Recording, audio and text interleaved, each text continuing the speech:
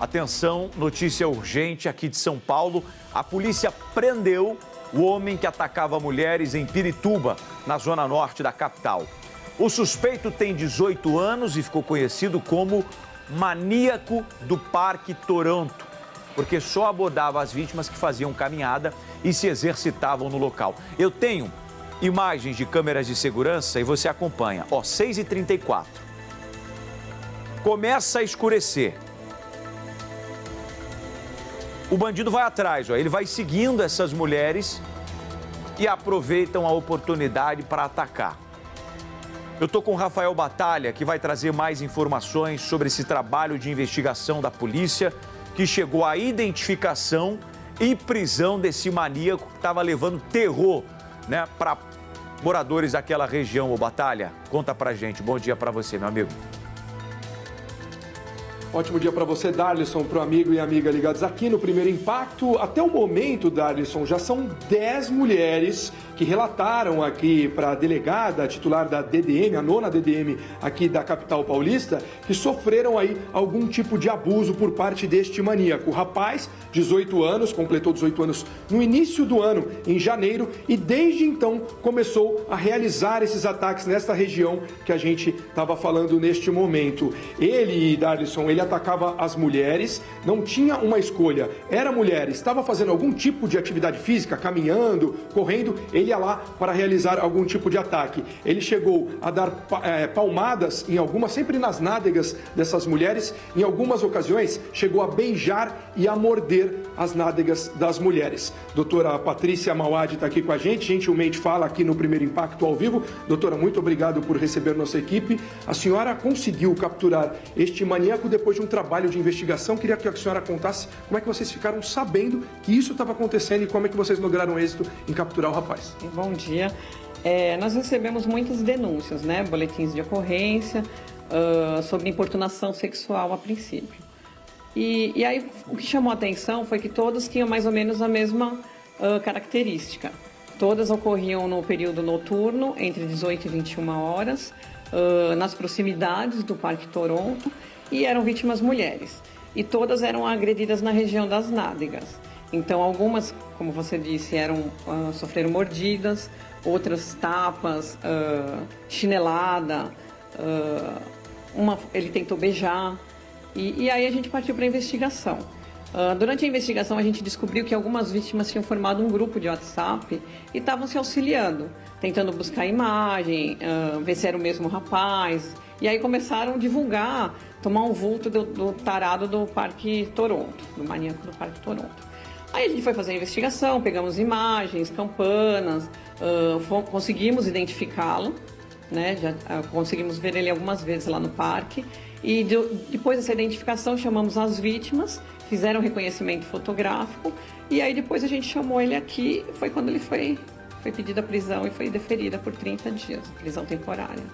Quando ele chegou aqui, quando vocês, a equipe da senhora aqui, de toda a DDM, conseguiu capturar esse maníaco, ele prestou um depoimento. E tem alguns relatos que ele fala que chamaram a atenção da senhora. Por exemplo, ele extremamente frio, não parecia muito arrependido. Queria que a senhora relatasse para quem está em casa vendo essa reportagem, de que maneira que ele se apresentou aqui para a polícia. Então, ele compareceu aqui com o pai.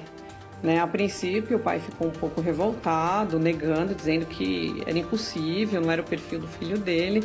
Mas conversando com eles, com o rapaz, ele confessou. O pai ainda ficou um pouco estarrecido. Ele confessou e confessou com riquezas de detalhes. Então, ele sabia a data que ele atacou cada vítima, a forma como era o ataque, e ele tinha tudo isso na mente, guardado. Aí, conversando com ele, depois informalmente da confissão, ele falou que ele foi desenvolvendo essa compulsão de tanto assistir material pornográfico na internet. Isso dava desejo para ele, esse crime, na verdade, esses ataques que ele promovia ali no Parque Toronto, isso era que motivava ele. Inclusive, ele falou aqui para a senhora que sentia uma certa adrenalina ao dar a fuga, Então, aí ele disse que quando ele ia no parque, ele via uma moça, uma vítima que interessava, ele sentia um desejo assim irracional, uma compulsão incontrolável, e ele tinha que atacar aquela menina, aquela pessoa.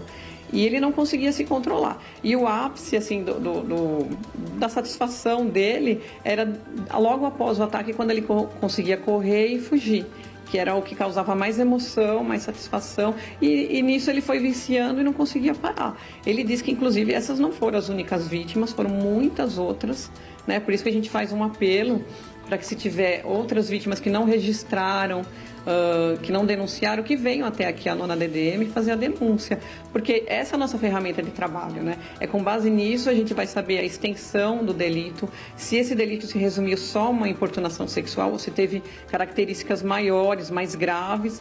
Então a gente faz esse apelo para que as vítimas venham fazer o registro. E tem um alerta também, doutora, que eu queria que a senhora pudesse falar aqui com a gente, justamente com a presença do pai dele aqui, que o pai não acreditava, né, que o filho poderia ser o autor desses ataques. Ficou surpreso quando viu aqui na frente da senhora o filho confessando que atacava mulheres, dizendo que mordia nádegas das mulheres, dava chineladas, palmadas, né? Com relação ao uso de internet, inclusive como ele disse que se baseava aí, foi estimulado por vídeos pornográficos. Isso também é bom a gente fazer um alerta para os pais aí acompanharem o dia a dia, a conduta dos filhos, né? Sim, esse alerta é muito importante, porque os pais, ele é um adolescente que acabou de virar maior de idade. E os pais precisam ficar alertas porque os filhos estão assistindo, né, na internet. Que tipo de vídeo? Eles ainda têm aquela personalidade de informação, né? Não está maduro o suficiente.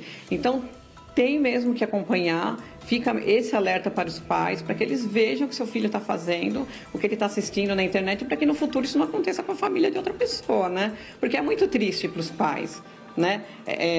Foi um crime grave e tudo, mas a gente também vê o lado da família que aparentemente não teve culpa, né, e está sofrendo com isso também.